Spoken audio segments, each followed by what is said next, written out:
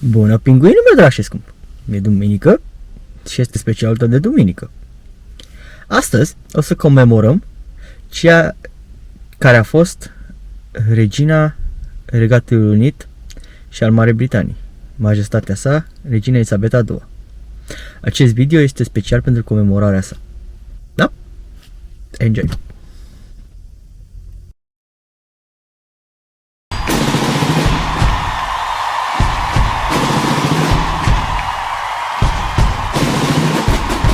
Britain's monarch is many things. She's strong, she's sensible, and at times she's even stoic. But royal fans will also know the Queen has quite the sense of humour.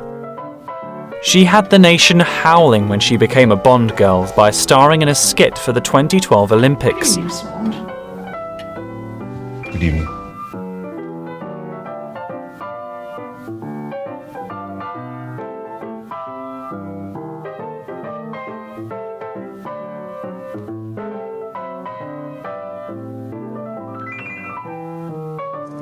3 years later, she gave Justin Trudeau a piece of her mind after the Canadian Prime Minister reminded her that he's the 12th PM to serve during her reign. Thank you, Mr. Prime Minister of Canada, for making me feel so old. But it was someone else's years of service that were the butt of the joke in 2021, when Her Majesty met the Royal Regiment of Canadian Artillery at Windsor Castle.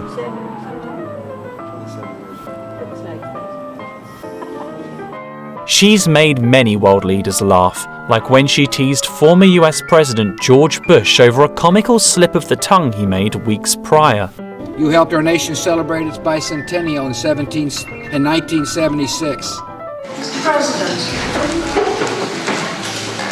I wondered whether I should start this toast saying, when I was here in 1776. Last year, the Queen had more world leaders cackling at the G7 summit. Are you supposed to be looking as if you're enjoying it? Yes, definitely. We have been enjoying ourselves. Queen Elizabeth has cut many cakes in her decades as head of state, got a slice of humble pie as she got her knife stuck in a centenary fruitcake.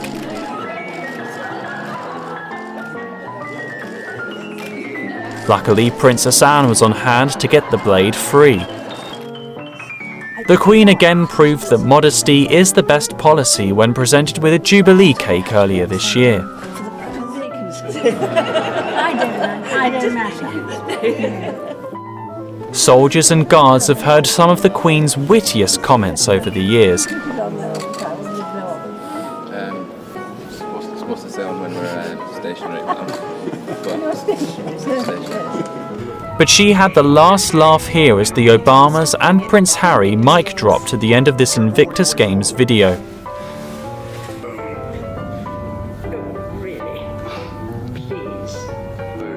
And as if anyone needed reminding, the monarch told the visiting First Minister of Northern Ireland and royal fans all over the world that she's still going strong and still cracking jokes after all these years. Thank you very much. I'm still alive. We were always used to seeing Queen Elizabeth as the reserved, elegant monarch. But there were definitely times when she couldn't keep a straight face. In fact, the Queen had a wonderful sense of humour, which she occasionally gave us a glimpse of. At the G7 summit in 2021, while posing for photographs, the Queen made this remark. Are you supposed to be looking as if you're enjoying it? Yes, definitely. It was well known that Prince Philip enjoyed a laugh, but there were times when his wife easily matched him. All too often, I fear Prince Philip has had to listen to me speaking. Frequently, we have discussed my intended speech beforehand, and as you will imagine, his views have been expressed in a forthright manner. And she didn't mind laughing when Charles took this opportunity to share a personal moment. Mummy.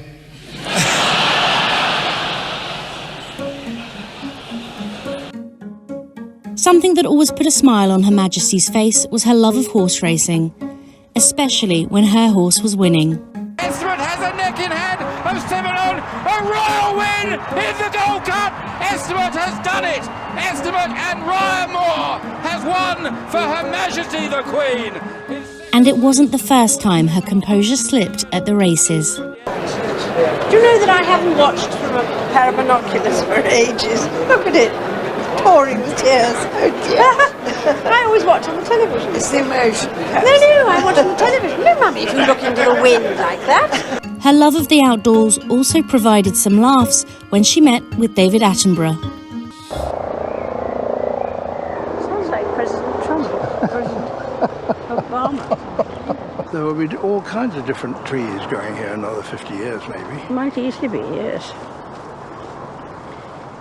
I won't be here, though. I was going to say, a sundial neatly planted in the shade. Isn't it good? Yes. Had we thought of that? Often when carrying out royal duties, things didn't always go to plan, like when she had trouble cutting this cake.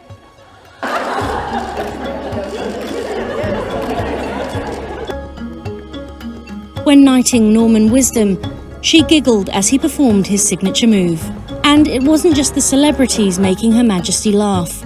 She was quite amused by a student doctor who was acting as a patient for the day. It's all right, I suppose. Yeah, absolutely. He gets to spend the day in bed. And she was never afraid to share a laugh with even the most senior of officials. You helped our nation celebrate its bicentennial in 1976.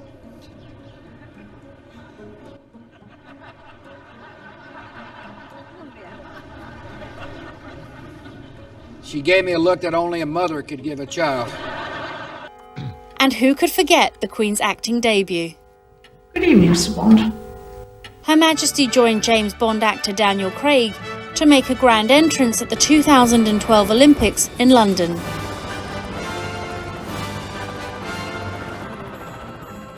She may have been one of the most important figures in British history, but one thing's for sure, she always did things her own way. There is a knife. I know there is. This is something that is more unusual. She was Britain's longest reigning monarch. The one constant in a country that changed so much over so many decades. From the post-war era of food rations to the digital age, the Queen moved with the times, and the people moved with her. As popular in the 50s as she was well over 50 years later. Through crises inside and outside her family, public support and affection towards her rarely, if ever, wavered. A monarch admired for her longevity and sense of duty, with her beloved husband by her side, and as a widow queen. Elizabeth Alexandra Mary Windsor was born at the home of her mother's parents, 17 Bruton Street, in London's Mayfair. Princess Elizabeth was to them as great At the time, her grandfather, King George V, was on the throne. Her father, the Duke of York, was the second son of King George and Queen Mary. When her grandfather died, her uncle Edward became king, but it was a reign that would last just 10 months. He abdicated to marry an American divorcee. His irrevocable determination to renounce the throne. In a year that saw 3 kings, Elizabeth's father assumed the throne. That she would one day become queen was now not in doubt. She met her future husband 2 years earlier, in 1934, when they attended the wedding of Prince Philip's cousin, Princess Marina of Greece, and the Duke of Kent, who was an uncle of Princess Elizabeth. By the end of the decade, war had broken out and Philip was sent to sea. Elizabeth spent those war years in the Auxiliary Territorial Service. The princess, who was on the eve of her 19th birthday when these pictures were taken, is at the wheel of a 1,500-weight truck in convoy. A monarch of the future, but for now a mechanic, and one not afraid to muck in and get her hands dirty. Today is Victory in Europe Day. When the war ended, she chose to leave the palace and celebrate with the crowds on the streets of London. 2 years later, Princess Elizabeth married Prince Philip of Greece and Denmark. A nation still battered and bruised by war, it was a wedding to lift the country's spirits. In 1949, Charles became the first of 4 children, soon followed by Anne. For a few years at least, they enjoyed relative normality, out of the public spotlight. Then came the news that the Queen's father, King George VI, had passed away at the age of just 56. Elizabeth and Philip were in Kenya, only a few days into a 5-month tour of the Commonwealth. At 25 years old, a young woman who never imagined in early childhood that she would one day become Queen, was now head of state. The coronation took place a year later in 1953, an event the Duke of Edinburgh insisted should be televised for the world to see.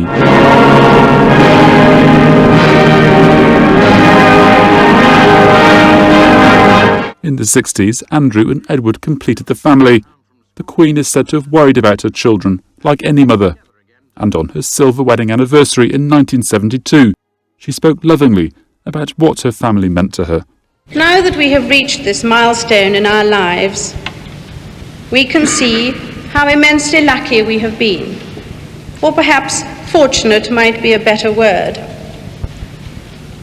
We had the good fortune to grow up in happy and united families. Though the Queen and the Duke's marriage was a lasting success, the same could not be said of their children's. In 1992, Prince Andrew and Sarah Ferguson separated. Princess Anne and Mark Phillips divorced. Then Charles and Diana separated. And a major fire engulfed a large part of Windsor Castle. Little wonder then that she didn't consider her 40th year as Queen to be the happiest of her reign. 1992 is not a year on which I shall look back with undiluted pleasure. It has turned out to be an annus horribilis. But worse was sadly to come in 1997, when Princess Diana was killed in that Paris car crash. The outpouring of emotion from the public was like nothing this country had ever seen before. The lack of any immediate expression of grief from the Queen or other senior royals did not go down well, and the Queen was perceived as being out of step with public sentiment. She had assumed her role as grandmother, protecting William and Harry from the public eye at Balmoral. They waited longer than they'd hoped, but eventually the public got the appearance they'd yearned for, and the Queen paid this tribute to Diana in a televised statement. What I say to you now, as your Queen and as a grandmother, I say from my heart. She was an exceptional and gifted human being. That dreadful year was to end on a happier note, when the Queen and Prince Philip celebrated their golden wedding anniversary, and the Queen paid her husband this tribute. He is someone who doesn't take easily to compliments, but he has quite simply been my strength and stay all these years. Outside family life, the Queen had many interests, perhaps most famously horses. She loved riding them and watching them too, a regular at the Derby at Epsom and Ascot, where her horses won on several occasions. Such was her love of the outdoors and determination to protect the natural world, she launched the Queen's Commonwealth Canopy, a conservation project with the mission of creating a network of forests in each of the 53 countries of the Commonwealth. Her dedication to the Commonwealth, and particularly her beloved home country, never wavered, serving more than 600 charities as royal patron or president. Even after the Duke of Edinburgh retired from public life, the Queen continued her busy diary of royal engagements, a life of public service that saw her host well over 100 state visits.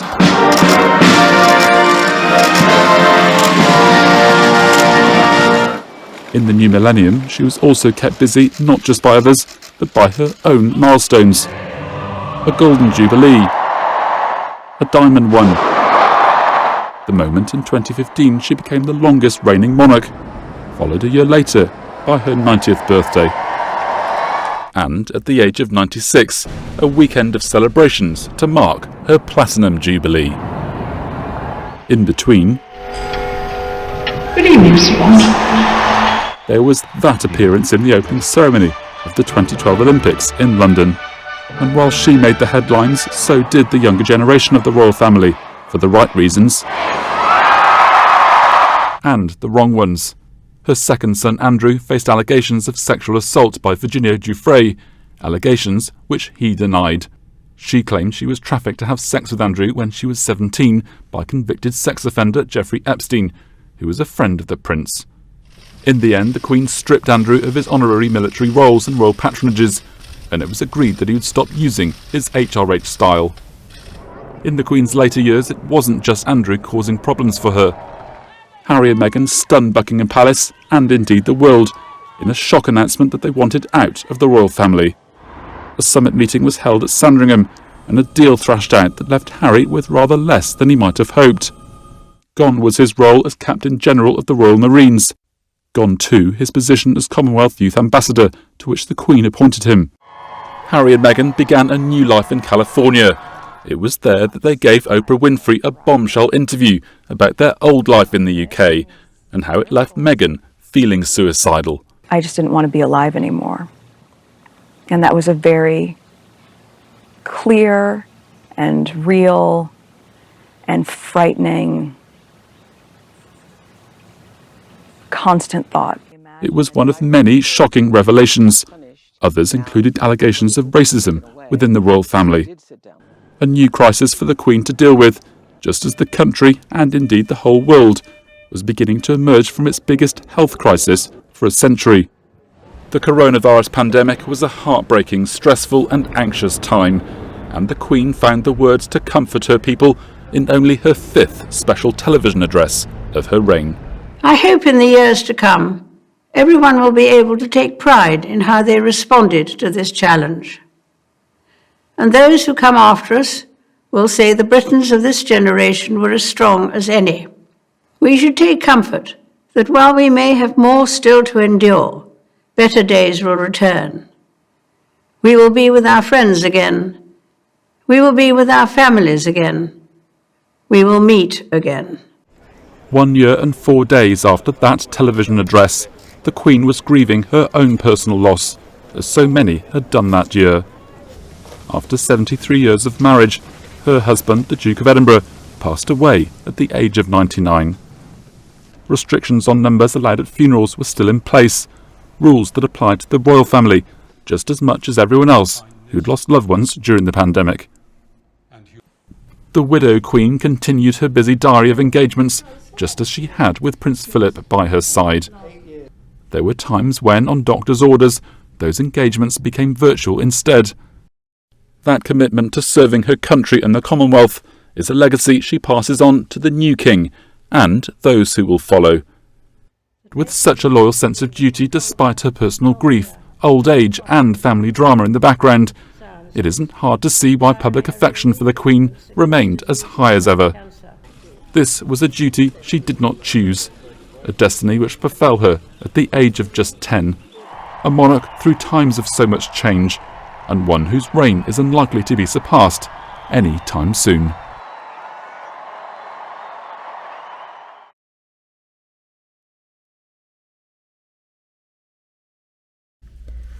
Și acesta a fost specialul tău de duminica aceasta.